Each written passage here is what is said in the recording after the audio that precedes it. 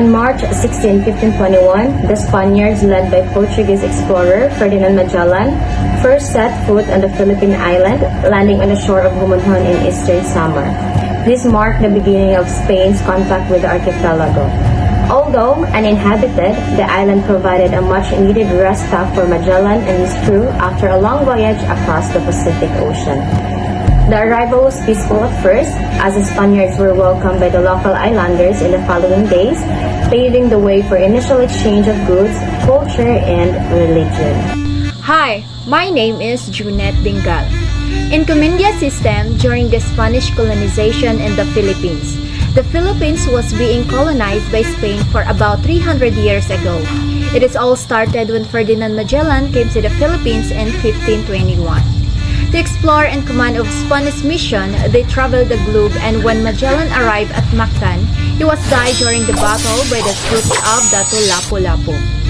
Later on, encomienda system was introduced in early 16th century and remained in the place until the late 18th century.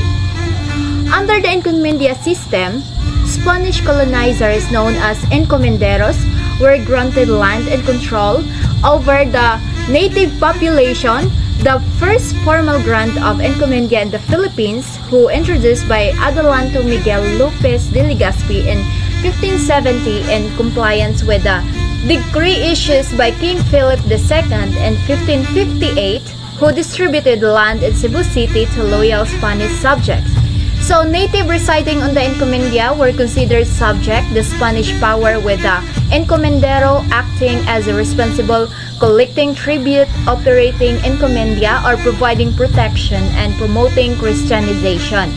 However, the implementation of encomienda system in the Philippines was marked by abuses of power and mistreatment of the indigenous people. Native Filipinos were forced to work on the land, pay tribute, and provide labor for encomenderos, or provide a source of income to encomendero and his family. The encomendero regulated the movement of the natives, ensure a steady apply of labor, and systematic and prompt connection of the tribute. The tribute of that indigenous people paid was usually in the form of goods such as rice, cotton, and gold. As a result, many indigenous communities suffered under the encomienda system. So what are the impact of the encomienda system on the Philippine economy? First is exploitation. Native Filipino were exploited for labor and resources, leading to economic hardship and social inequality. Second one is feudalism. The encomienda system perpetuated as a feudalistic economy where the encomenderos held power and control over the land and people. Third one is limited economic growth. The focus on tribute collection and exploitation hindered economic growth and development in the Philippines. So, the encomienda system was eventually abolished in 19th century, but its legacy continues to influence the Philippines' economic and social structures. Trade started in 1565 and lasted until 1815. It was a trade system where Spanish galleons, large ships, sailed between the Philippines and Mexico, specifically between Manila and Acapulco.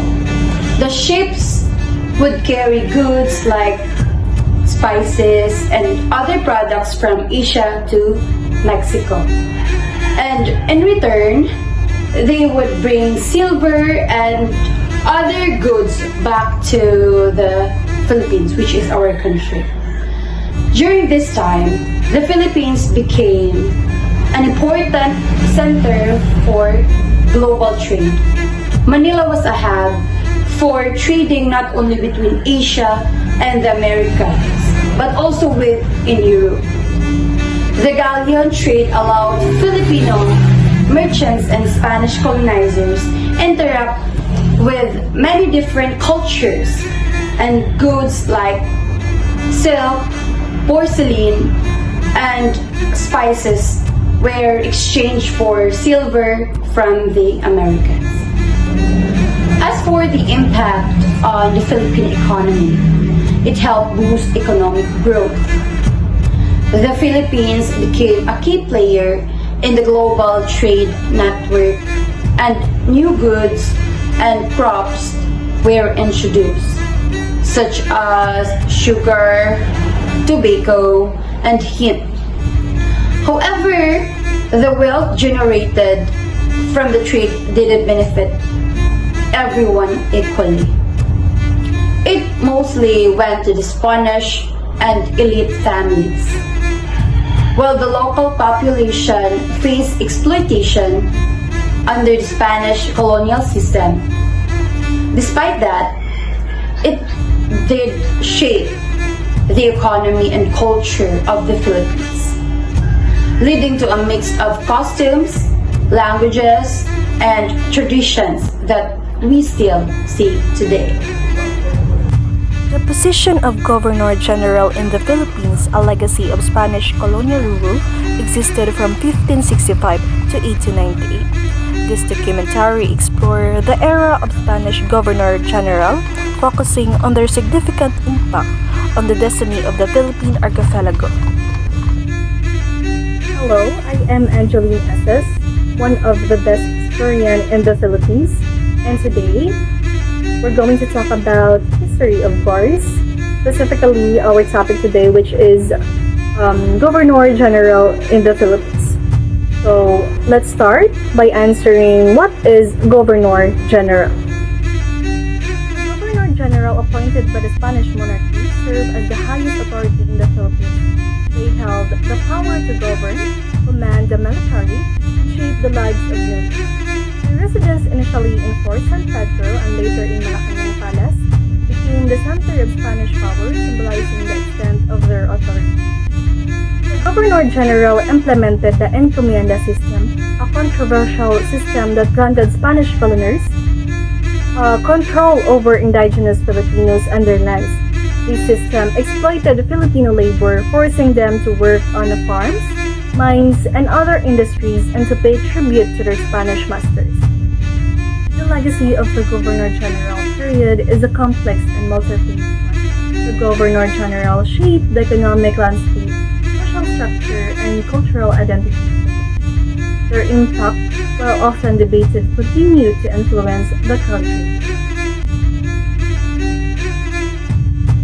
The Philippines was under the Spanish rule from 1565 to 1898. So during this period, the Spanish introduced a comprehensive legal system in the Philippines that deeply influenced our Philippine governance and the justice of the society that we have in this modern world. Spanish colonization began with the arrival of Miguel Lopez de Legazpi in 1565. With the conquest came the introduction of Spanish political and legal institutions. The legal foundation came primarily from two sources. So the first one is the Leyes de Indias, or what we call the Laws of Indies, and the Spanish Civil, Criminal, and Commercial Codes.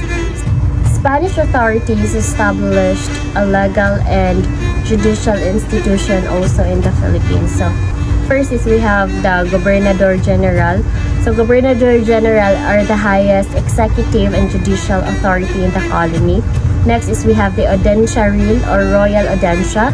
This is a high court that also serves administrative functions.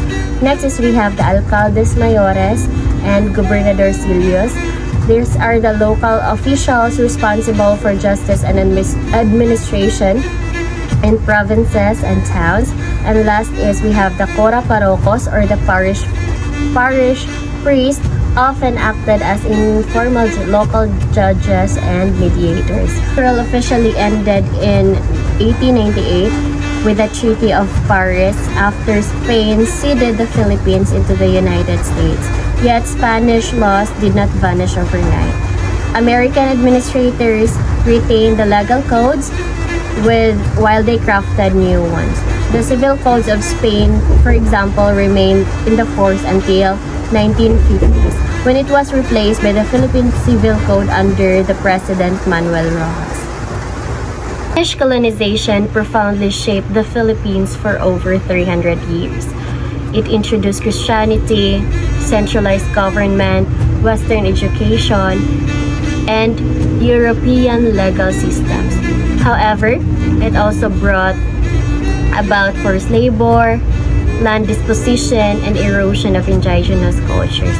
Despite the hardships, the Filipino people preserved their identity and eventually rose to fight for freedom. The legacy of Spanish rule remains evident in the Philippine religion, language, customs, and laws, serving as both reminder of colonial control and the foundation of nations' continuing evolution. Thank you so much for listening. I hope you learned something about the Spanish colonization in the Philippines.